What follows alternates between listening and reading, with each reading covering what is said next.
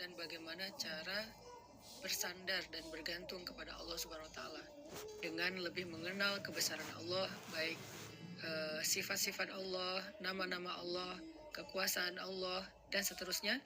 Sehingga dengan kita belajar ma'rifatullah ini, kita jadi tahu bagaimana harusnya kita berinteraksi dengan Allah. Kaifa nata'amal ma'allah fi hayatina. Gimana cara kita melibatkan Allah dalam kehidupan kita sehari-hari. Kenapa penting sekali melibatkan Allah dalam kehidupan kita sehari-hari? Karena sesungguhnya manusia itu tidak bisa hidup hanya dengan mengandalkan dirinya. Orang kalau misalnya cuma mengandalkan dirinya, maka hidupnya akan banyak zalal. Zalal itu banyak trouble, banyak mentoknya. Karena kita ini dhaif, kita ini halua, kita ini ajula, kita ini banyak keterbatasannya. Bahkan cenderungnya manusia itu rugi. Sebagaimana yang kita sering ulang-ulang ayatnya, innal insan lafi khusr. Manusia itu pada dasarnya banyak merugikan diri sendiri, kecuali kalau dia beriman kepada Allah, artinya dia bergantung kepada Allah, illal ladzina amanu dan seterusnya. Makanya belajar melibatkan Allah itu sesuatu yang sangat darurat ya, sesuatu yang sangat penting dalam kehidupan kita. Kalau kita pengen ada keajaiban dalam hidup kita, atau pengen dikasih jalan keluar ketika kita mentok, atau kita pengen meraih hal-hal yang kita anggap mustahil. Kenapa? Karena kata mustahil itu hanya berlaku untuk kita, tidak berlaku untuk Allah, karena Allah ala kulli syai'in qadir. Banyak hal yang bagi kita itu jauh, tapi bagi Allah dekat. Bagi kita itu besar, tapi bagi Allah itu kecil.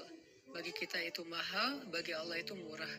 Bagi kita itu tinggi, nggak terjangkau, bagi Allah itu rendah dan sangat mudah gitu.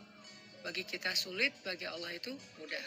Jadi kalau kita hidup hanya dengan mengandalkan diri kita, banyak hal yang akan kita hadapi dengan hanya berkeluh kesah.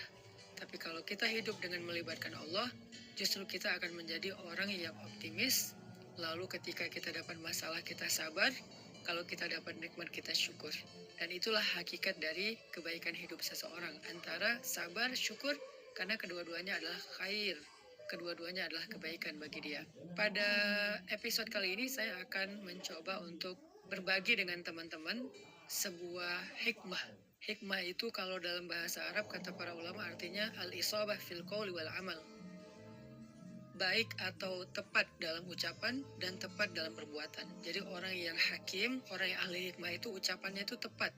Jadi pas gitu, ucapannya itu mengena, ucapannya itu sesuai dengan kadarnya, tidak berlebihan, tidak juga kurang. Itulah orang yang hikmah atau hakim. Nah, di antara orang-orang yang hikmah itu nanti kita juga mengenal namanya Luqmanul Hakim. Di dalam Al-Quran ada suratnya, yaitu surat Luqman. Nah, ada banyak sekali hikmah yang disampaikan para ulama tentang bagaimana cara kita melibatkan Allah. Dan hikmah ini pasti diambil dari Al-Quran dan hadis yang kemudian dibahasakan ulang dengan bahasa para ulama.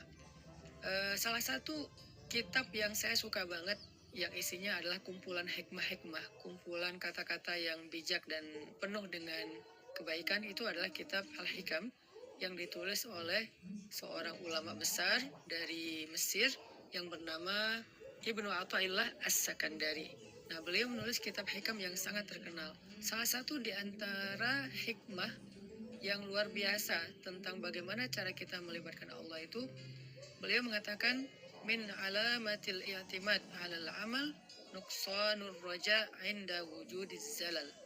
Salah satu di antara tanda-tanda orang terlalu bergantung kepada ikhtiar, bergantung kepada amalnya, bergantung kepada perbuatannya, bergantung kepada usaha dirinya adalah nuqsanur raja, berkurangnya harapan kepada Allah inda wujudiz zalal, ketika ada masalah dalam hidupnya.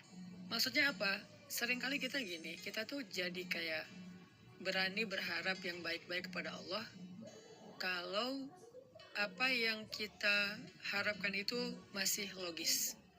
Jadi kita kayak tahu gitu gimana cara mengikhtiarkan hal itu. Kita tahu bagaimana cara mendapatkan hal itu. Sehingga kita masih berharap pada Allah, ya Allah mudahkanlah saya. Misalnya kayak kita pede bisa dapat kerjaan. Atau misalnya kita udah ngerasa bahwa insya Allah saya layak mendapatkan pekerjaan itu sehingga kita mendaftar di sebuah perusahaan. Kita masih berharap pada Allah supaya Allah mudahkan urusan kita. Tapi ketika ternyata kita ditolak sana sini, kita ketuk setiap pintu-pintu di bumi, ternyata nolak kita sehingga kita nggak punya kerjaan, kita tiba-tiba jadi putus asa, jadi nggak berharap lagi, jadi nggak optimis, karena ngerasa kayaknya pintu-pintu bumi udah tertutup.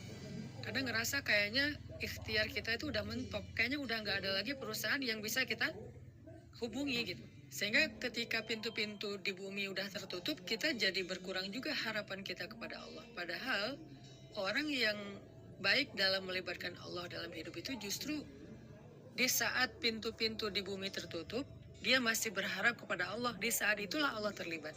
Jadi jangan sampai ketika pintu bumi tertutup, manusia meninggalkan kita, jalan-jalan ikhtiar itu kayaknya udah mentok, kita jadi berprasangka buruk dan tidak lagi berani berharap yang baik-baik kepada Allah.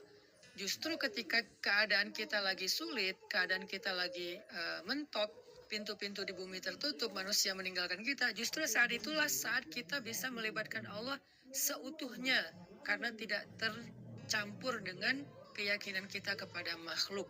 Dan saat itulah saat yang paling ajaib, saat kita mentok.